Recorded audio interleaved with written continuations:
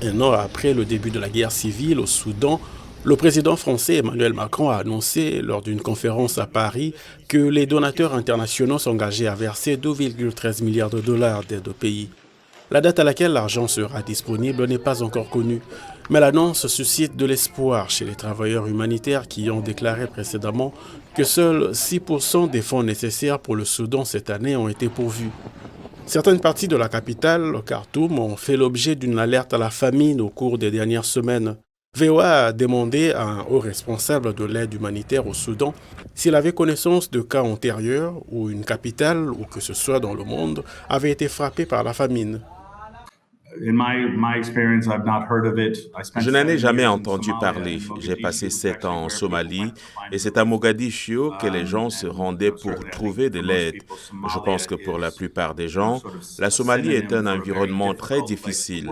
C'est l'environnement opérationnel le plus difficile que j'ai jamais vu et, comme vous l'avez mentionné, la situation empire.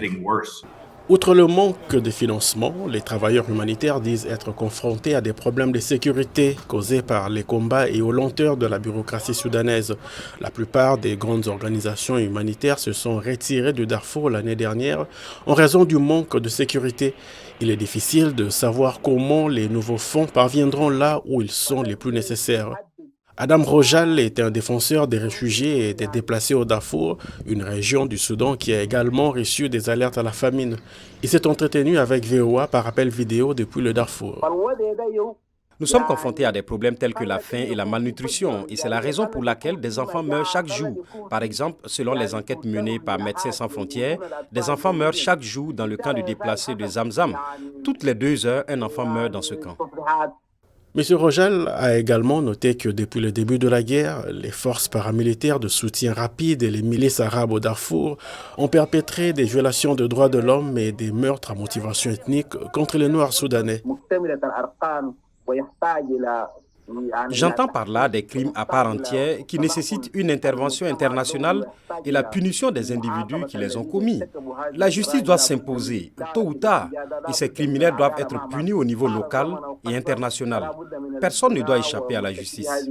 Human Rights Watch affirme que ces assassinats sont coordonnés.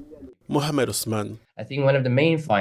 L'une des principales constatations est que ces attaques étaient délibérées, qu'elles étaient systématiques, que la mobilisation et la coordination entre les forces de sécurité et les milices alliées étaient fortes et qu'elles agissaient de concert. 8,2 millions de personnes ont été déplacées au Soudan et 24,8 millions, soit plus de la moitié de la population, ont besoin d'une aide humanitaire selon les Nations Unies.